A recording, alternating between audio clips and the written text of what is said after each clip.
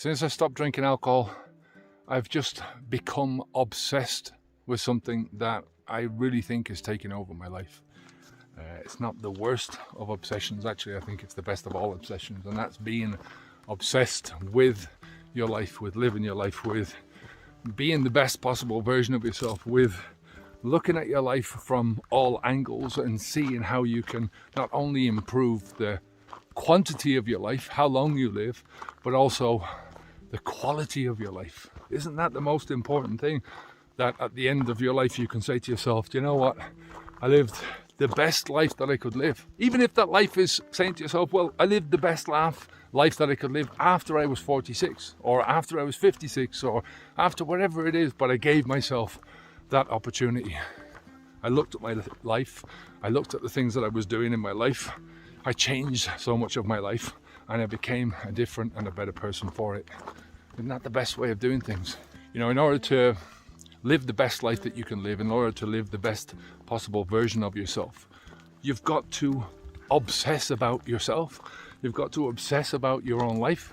And some people will say, well, that's selfish, but how else are you going to live the best quality life? How else are you going to provide for other people if you don't obsess about becoming the best possible version of yourself? If you don't obsess about yourself from that perspective, obsess about your life and how it's going and where it's going in life. When you're trying to live the best possible version of yourself, when you're trying to live your best possible life, it doesn't mean to say that you can't focus on others. That's part of being the best person that you can be, is to help other people. But how can you help other people when you're not even helping yourself? I hear so many people talking about, from the perspective of, I'm going to go out and they focus their minds on outside stuff, on worldly things, on the environment, on one big issue after another. But what a lot of people are doing is they're focusing outwards so they don't have to focus inwards. And that's a big problem in my view, because if you don't look after yourself, if you're not helping yourself, if you're not trying to fix some of the shit that's going on in your own head, how can you even view the world in a right way? How can you view any of these problems in the right way? You're looking at them from, you see people looking at them and they're changing, going from one thing to another thing to another thing to another thing.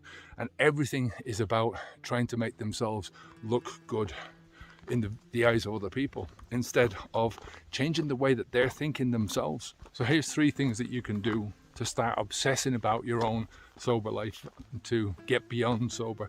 The first thing is to focus on small improvements. Just take this bit by bit.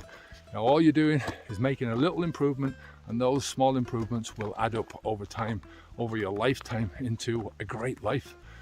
Second thing is to focus on balance. You've got to have a balance across your whole life. You've got to have a balance in your friendships, in your relationships, in what you study, your education, in your career, across all different aspects of your life. And number 3, be patient. Be patient with yourself. Be patient with your thoughts. Be patient with the process. Be patient through your failures, because you're going to have failures. Understand that failure is part of the success. I have to make a confession here. I've become addicted since I stopped drinking alcohol. I've become obsessed with something since I've stopped drinking alcohol. And that obsession is myself and my life. And I'm telling you one thing, from the perspective of having an obsession, it's not such a bad thing. It's what I consider to be one of the best things that you can do. How can you live the best possible version of yourself? Life is about not only living a quantity life, more years in your life. It's also about trying to live the best quality of life that you can live. And in order to do that, you've got to obsess on what's going on up here. The mindsets that you have, the ways that you think about things, the ways that you, those thoughts and ideas, those rituals and sequences translate into your actions in life, into your behaviors, and how those behaviors ultimately affect what you do. When I was a drinker, alcohol was the obsession. Everything that I did started to revolve around alcohol. Had to have that perspective of alcohol. I was working for the weekends. It's not just about the alcohol, it's about the idea, the mindset. It's about that idea of not having to think about things, of getting into a mindset of I want to have fun now in the moment. I don't want to have to think about things. I don't want to have to think about problems. I want to live this fantasy life. I want to live a life where I can do what I want in the moment. Don't have to feel the feelings that I don't want to feel. I don't have to think the thoughts that I don't have to think. And I can live my life like that, and that's going to be okay for me.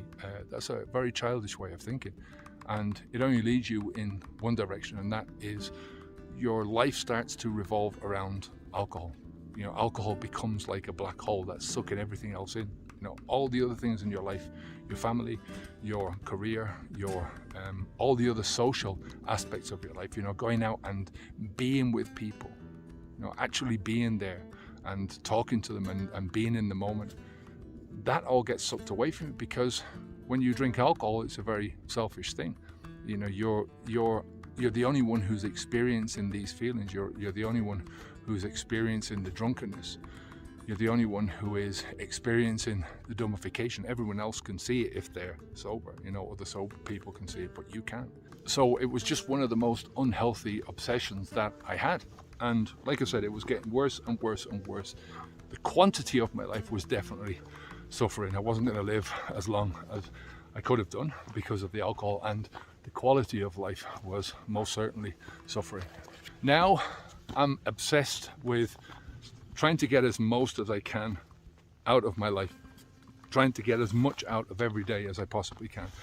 And that basically boils down to one principle, and that's 1% improvement. It's taking one aspect of your life and trying to improve it by 1%, by a small fraction, you know, 1%. Some of the things that you do, you can't numerate it into, you know, you can't quantify it into well, I've improved by 1%, but you get the drift.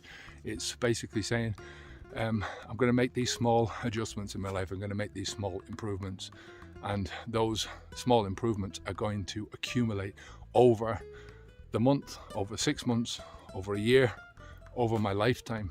And you know, you don't have to choose the same thing every day. You can choose something different, but it's having a balance and thinking about these things in terms of, one day I'm going to improve this, next day I'm going to improve that.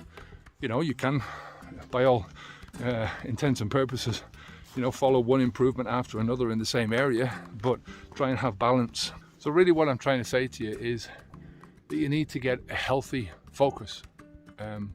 Be obsessed about yourself, be obsessed about your life and where you're going in life, because nobody else is going to obsess about you or your life the way you can. And obsessing about your life, you know, trying to get to that best possible version of yourself, that doesn't mean that you can't think about other people. That's part of the process of becoming the best possible version of yourself, is to focus on other people and to see how you can help other people. Because when you raise other people, when you think about other people, you think about the type of person that you want in your life. There's two ways of getting that. You can either go out and search for those people, which is a good way of doing it, or you can try and lift those people along with you.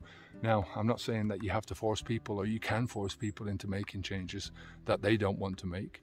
They have to be able to make those decisions on, you know, most people will only choose to do something if they make the decision on their own. But by making those changes in your own life, and by increasing your own values, by focusing on things that you want to do in your life, by focusing on making those small adjustments and small improvements, by increasing the quantity and the quality of your own life, other people see this. You know, it's not very difficult to see that you're making these improvements, that, you know, you can see it in somebody's face when they stop drinking alcohol, when they start to make other improvements in their lives. You can see it. You can see it in what they're doing. You can see it in their outlook. You can see it in what they're focusing on.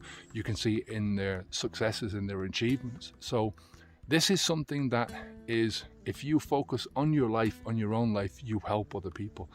You know, a rising tide raises all ships. It just doesn't raise your own.